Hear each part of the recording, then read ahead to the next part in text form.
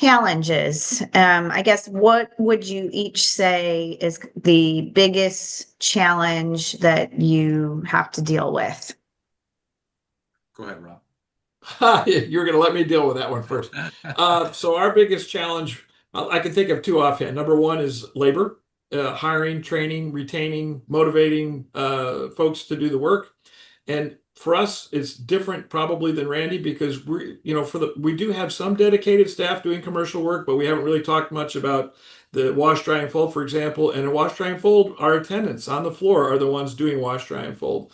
So what that means is we need to have an employee, I'll focus on that for just a minute, that's what I call capable of multitasking. So they have to not only keep the store clean and keep the customers happy, but also do wash, dry, and fold. And they have to be able to know how to prioritize those things and do them in the right order and how to take care of people. And I know that sounds intuitively very simple, but when we hire candidates, we always ask this hypothetical question.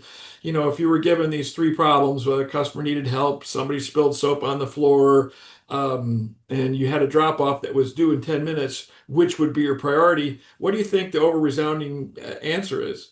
It's to finish the drop off because it has a deadline. We got to meet that deadline and take care of it. And of course, the irony is the other two are probably more important. We want to take care of the customers that are already in the store. That's why we built the laundromat, presumably to take care of the self-service customers. And obviously, if there's a safety concern, we want to address that right away.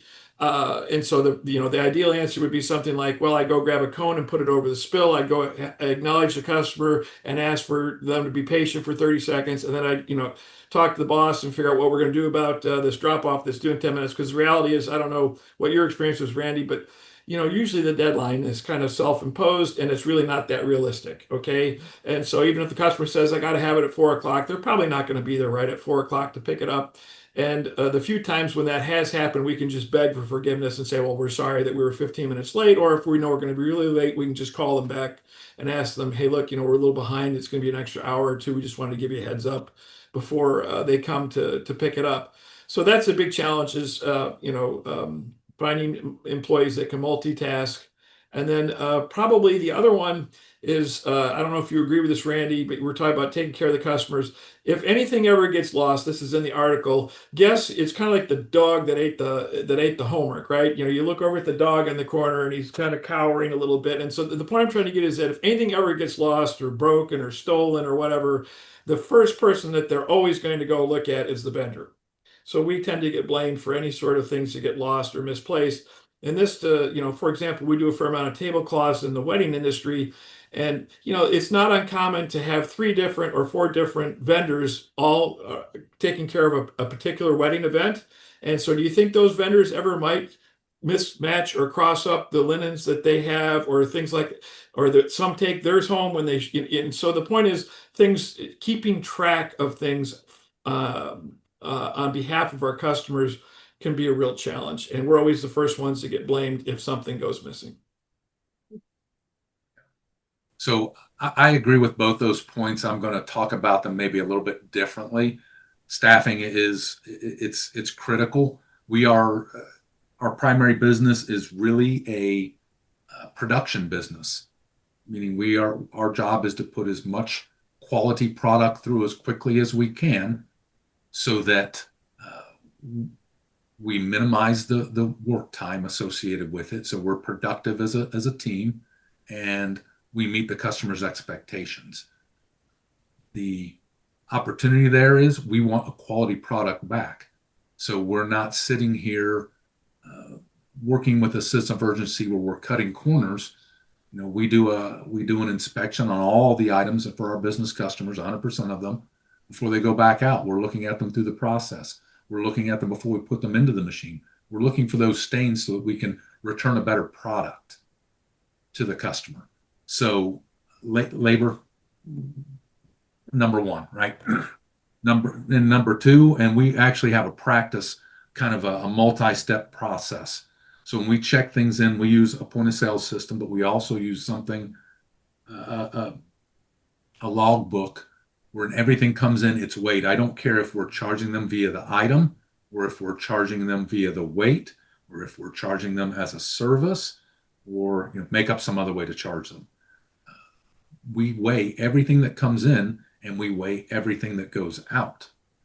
And you'd be surprised that when you inform the customer, these are the steps we take to make sure that we care for you.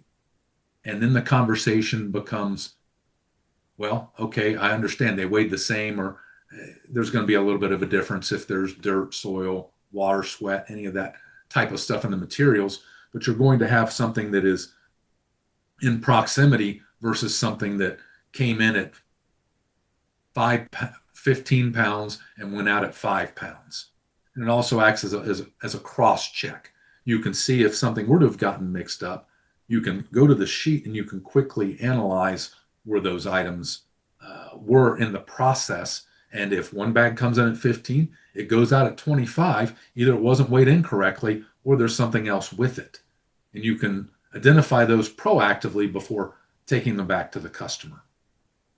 And having it on a sheet of paper versus in a system in the cloud allows the staffing more quickly to do the analysis work and find those anomalies that may have happened. Do you agree, Randy, that you get blamed when stuff goes missing? Never. You're a liar. You're a liar. 100%. 100%. We have. It's human nature, right? And of course, you want to be genuinely concerned and listen and try to play detective, to be honest, to try to understand. And it's in the article if you happen to read it, but one of our larger customers, we would give them our own bags for them to put the stuff in, but their staff, a lot of times would just use plastic garbage bags because it was more convenient for them to do that. And then not like one or two linens would go missing, but like 200 of them would go missing. And of course, we were always the ones that would get blamed for that. And of course, they were putting them in garbage bags. So where do you think they ended up? Trash. Yeah, but of course, we're the ones that have to help them, go through that process and figure that out. Yeah. So we never say it's not us to start, to your point. We'll always ask questions. Have you checked here?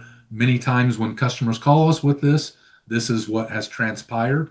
One of our larger customers lost, and they did lose them, and I was able to show them how it happened, but they had 52 table linens, drop skirts.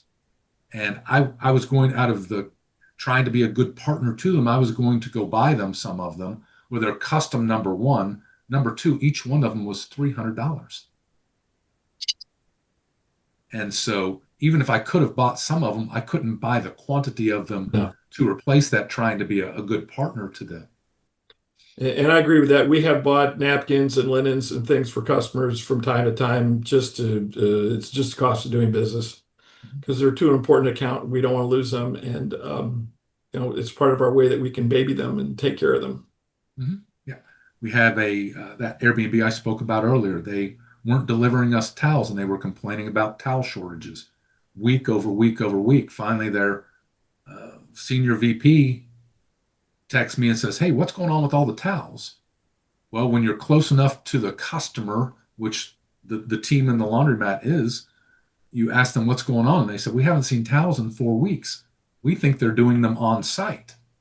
So when you can go back and have that level of a conversation, that they were short on them, we kept bringing them back quickly. And finally, it got to the point where I said, here's 80 towels. I'm going to give you 80 towels, just trying to help you get things corrected while you're ordering your other ones, and you can have them. And that's a hard cost to us, right? But this is a good customer. We pick up and deliver 6 days a week for them. At the end of the day, it showed them that I'm willing to put skin in the game to help them be successful, continue to be successful. And it takes it out of that vendor-customer relationship and back into that partnership relationship, that's where I want to be all the time. Now that's another problem that just came to mind that I forgot about, Danielle, is customers tend to not stock enough inventory. Would you agree with that, Randy? That's another problem. So it's a lot easier to wag the dog by the tail and not have enough inventory and make us make extra trips and extra service to take care of them, when if all they would do is if they would just invest a little bit more in their inventory, it would smooth out all those bumps and curbs and hiccups and make it so much easier to plan for everybody to plan around and produce. So we make that pitch all the time. And we'll this is an example that we'll give. Let's say we have a customer that wants us to come 3 times a week for whatever reason, based on their inventory that they have, and we tell them, well, if you would invest X amount of dollars in extra inventory, we can only come twice a week, or maybe even once a week, and we'll pass that cost savings on to you.